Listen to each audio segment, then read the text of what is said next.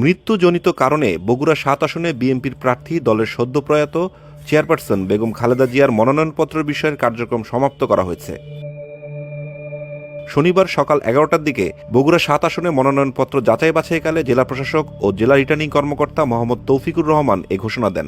জাতীয় সংসদ নির্বাচনে অংশগ্রহণের লক্ষ্যে ৪২ বগুড়া ৭ গাবতলী শাহজাহানপুর আসন থেকে বেগম খালেদা জিয়া মনোনয়নপত্র দাখিল করেছিলেন। তিনি গত ৩০শে ডিসেম্বর ২০২৫ তারিখ ভোর ৬ ঘটিকায় ইহকালের মায়া ত্যাগ করে পরলোক গমন করেন। তিনি ৩ বার বাংলাদেশের প্রধানমন্ত্রীর দায়িত্ব পালন করেছিলেন।